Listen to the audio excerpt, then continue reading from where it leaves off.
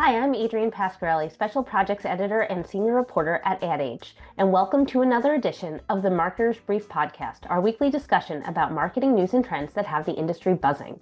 In recent years, more brands have ramped up their sustainability efforts through resale or recycling programs or other strategies designed to reduce a carbon footprint.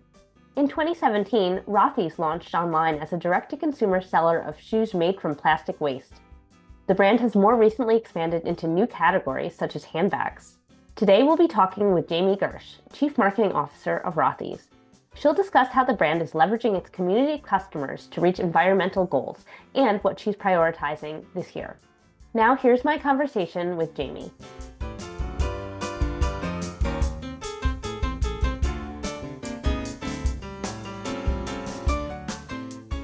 Hi Jamie, thanks for joining us. Thanks for having me. I'm excited to be here. So we just passed your 2-year anniversary of joining Rothy's. How have the last 2 years been for you? It has been a great 2 years, actually. And I would say, the first year was a lot of learning, and the second year really got into a groove, and the brand's in a great groove. Product has grown, business has grown, and really the business model is evolving, and it's all very, very exciting things happening at Rothy's. So it's been a fun ride.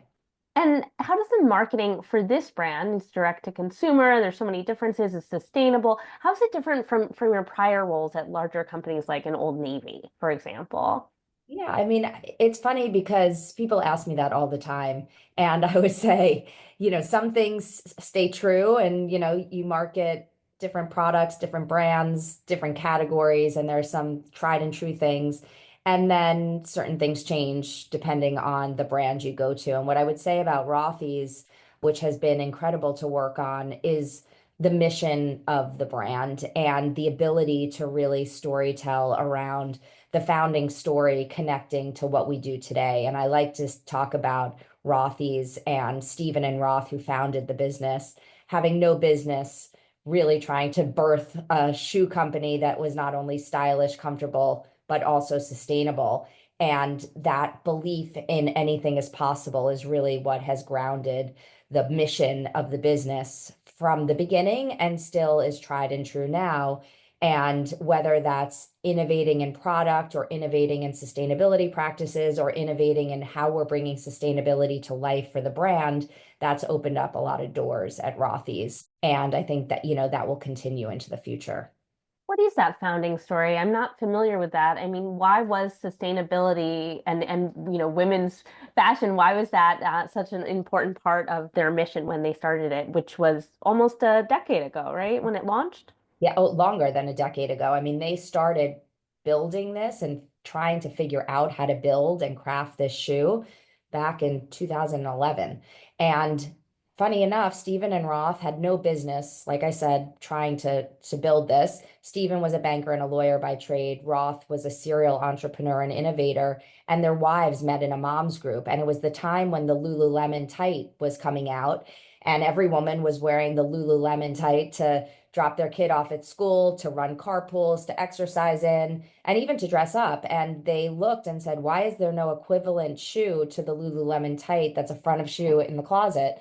And we're going to do that, and we're going to make it sustainable. But again, they were not in retail. They had not built a brand. They hadn't been in the shoe business, which is a whole different category than even apparel.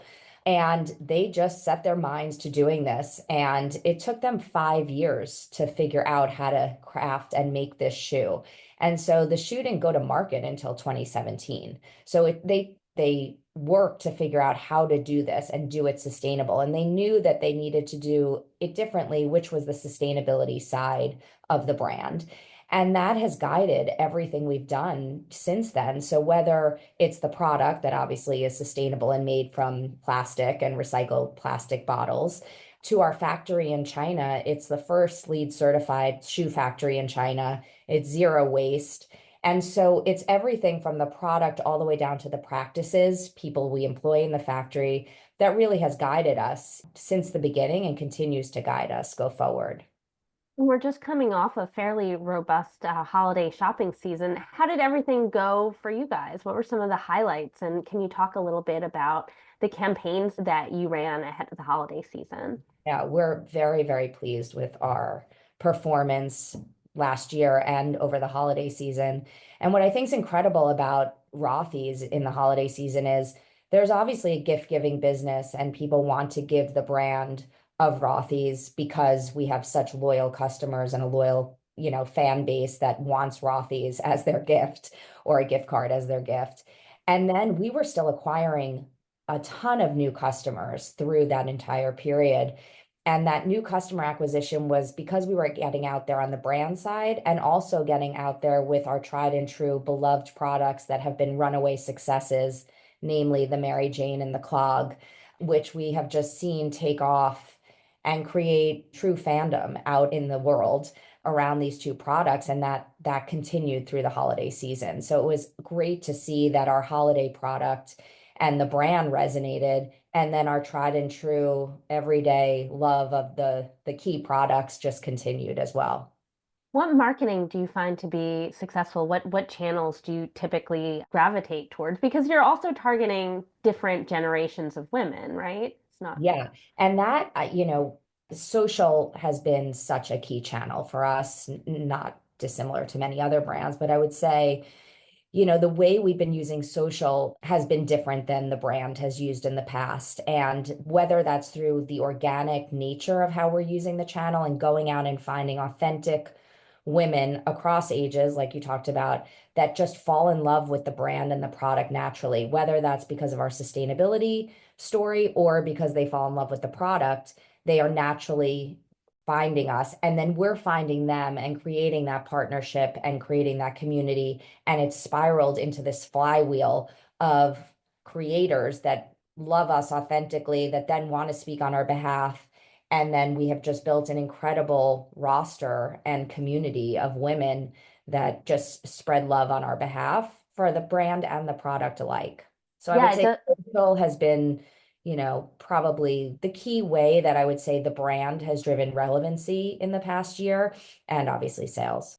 yeah, that community aspect is something I wanted to ask you about because it does seem like a big aspect of yours and many direct to consumer brands is around this community, kind of this group where like-minded shoppers can kind of trade tips and sometimes trade shoes, things like that. Why do you think that is? If you can talk a little more about that and specifically how Rothy's is playing into that to further its brand. Yeah, I'm so excited you're asking this question because Rothy's obviously was founded, as a D2C only e-com business. We opened our 25th store by the end of the year last year. And so now we have not only a community online, but actual physical spaces where the community comes together.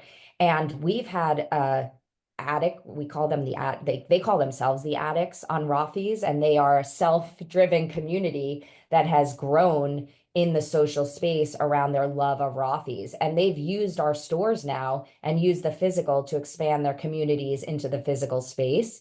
And so we knew that as we started opening stores, the communities that have grown naturally on their own, like the addicts from the beginning, or the new communities that have grown in the social space, even over the past year, they want to participate with this brand. And we saw that they wanted to participate. And so opening stores was a natural extension for the brand and has become a huge growth channel for us. But the great part is we're using the stores obviously to feature the product, but also to build community and really tell that sustainability story. So to celebrate a milestone that we had, which was back in November of last year, we hit the number. We have kept 200 million bottles out of landfill by taking that amount of plastic and making shoes and bags out of it. And we wanted to celebrate that. And we thought, what an amazing opportunity to celebrate with our community and be proud of what we've done, but bring the community in to celebrate with us. And so on National Recycling Day, we invited the community and anyone to come and bring their plastic bottle and get a free Hydro Flask.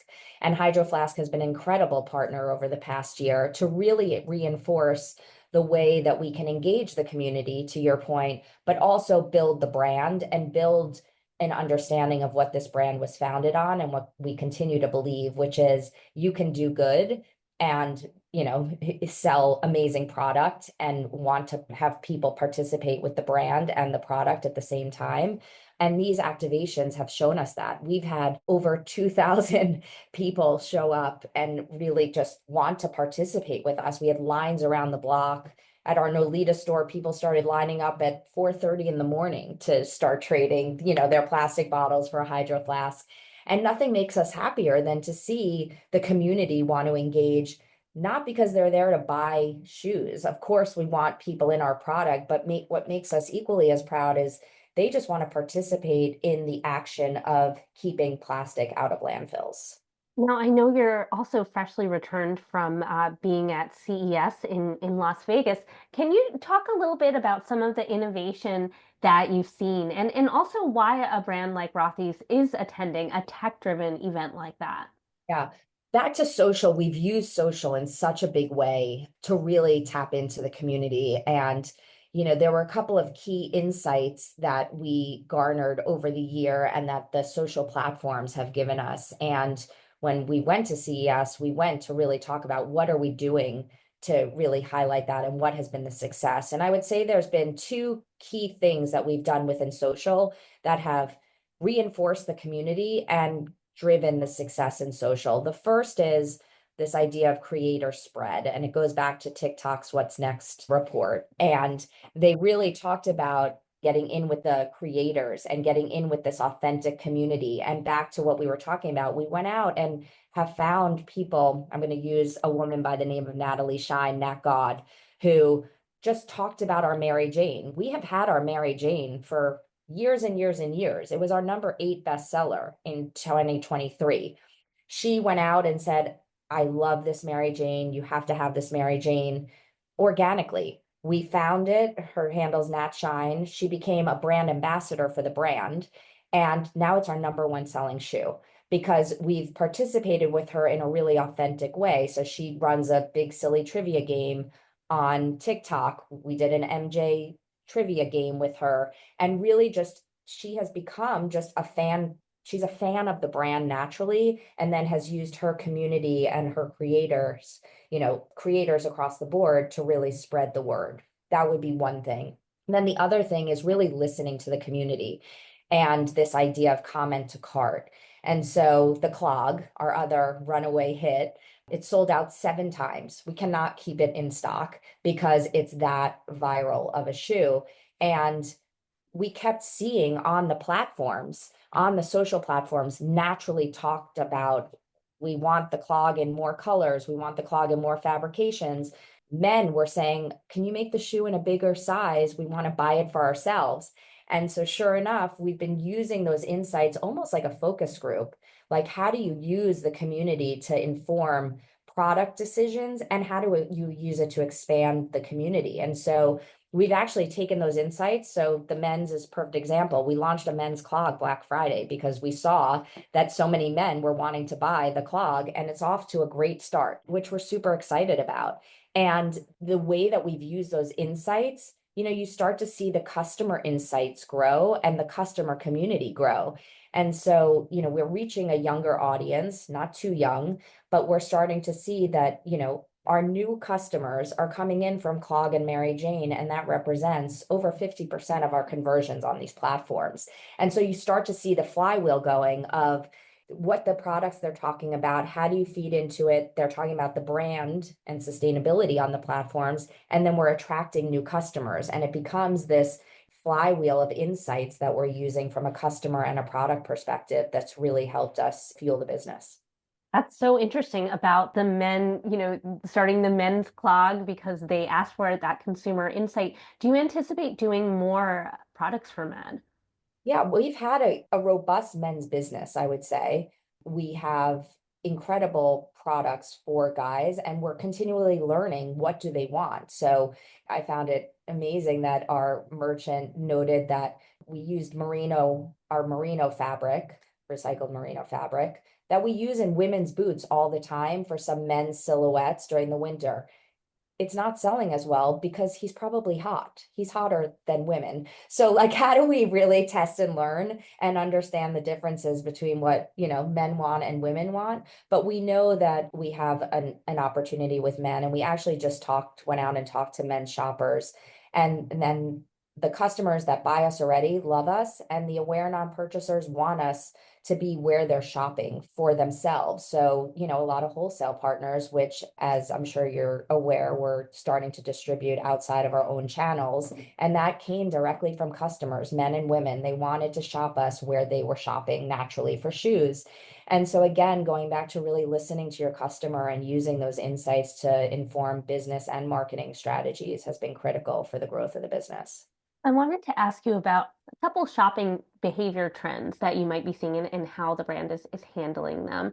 One is around the issue of copycats, especially as consumers shy away from higher priced goods. It feels like there's all these dupes out there, this dupe culture. How does a brand like Rothy's handle copycat items, and how do you consider this when you think about your marketing strategy? Yeah, I mean, obviously we have a very big IP library and trademark, opportunity, and we actively use that to make sure that our products are protected because they are differentiated. And I think from a marketing perspective, that's where sustainability comes in because, and design. So there's the design side, which I think we're protected. And then the sustainability side from a marketing perspective is really important because that helps differentiate the brand. And the more we can tell the brand story of why Rothy's and why are we different really helps us separate ourselves from the dupes out there. But the other piece of this, I would say, is as the brand has just become more relevant in the market and we're talked about in social, there are communities talking about us. We're one of the have to have shoes, heading into 2025. That alone just builds just relevancy and differentiation in the market of why should you pay a higher price for these shoes versus the dupes. And I hope that people are understanding the marketing message of the quality is better. You can wash our shoes, they last. And so part of the sustainability message is any of our shoes can be washed and they last over time. And so we don't want you to have to buy dupes, throw them out because they don't have the quality that we have. And, I think that goes back to really using that sustainability message to differentiate ourselves. Now, I've heard from a lot of retailers about growing concern with potential tariffs as the year gets underway. Will that impact your supply chain at all? I know you said that your factory is in China, and I'm wondering if that's a concern for you or kind of how you're navigating those if it means higher prices. Yeah, I think every retailer is talking about what's going to happen. And obviously, we're navigating the landscape and diversifying the supply chain. So, top of mind. But right now, we're not predicting higher price goods right now. And just we only have a couple minutes left, but I wanted to get into what else you're prioritizing this year and what we can expect to see from a marketing perspective. Yeah, I think, we talked about the bottle swaps in our stores and really tapping into the community. And I think we have we've unleashed something here. And the idea of getting the community to participate and driving brand love through this community participation is something we know the community wants. And we know that not just our customers want, but the broader community. And so we're looking at ways to expand. How do we really double down and make sure that our sustainability message is cutting through by using the opportunities to engage customers and have them participate with us? So how do we not just tell people what we're doing, but actively have them participate with us? Because these activations at the stores that we've had and these bottle swaps have shown us that customers want to participate with us. And they are resonating with wanting to get involved and do something. So we use the insight of over a billion plastic water bottles are sent to landfill just from New York State alone every single year. When consumers heard that, and then we said, you can help, you can be part of the solution, they came in droves to our stores. And that's how we opened our Fifth Avenue store. And so we know, and we had lines around the block at our Fifth Avenue store in July when we opened. And we opened not just giving away a hydro flask, but we put a refillable water station with flow water outside our store. And what was incredible about that was before we even started the activation the night before, we started seeing people stop and like literally fill their water bottle walking down Fifth Avenue. And then they're looking in our windows and seeing the brand and the product and participating with us. And so, how do we offer solutions that get after sustainability and really reinforce the brand's positioning while driving customer acquisition and love of the brand through that? And then we obviously know that, our product is equally as inviting and people want to put on our shoes. And once they do, they are in love with them forever. And so I think more of this community participation, building brand love is, a huge opportunity for us. And I would say in the physical and the digital, right? So we have our physical spaces, we will continue to use them. And then digitally, these communities that we've built, we know that there's a way to engage communities online, and we will continue to do that, especially to reinforce the brand and the sustainability positioning. Great. Well, we are out of time. Thank you so much for joining us. Thank you for having me.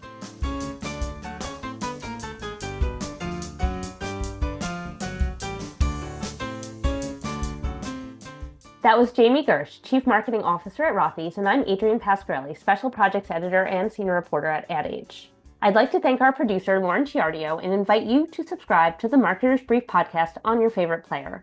We promise to keep it brief, or at least short enough for your morning coffee. Thanks for tuning in. Marketer's Brief listeners get $40 off an adage.com subscription. Sharpen your marketing edge and visit adage.com/brief for your discount.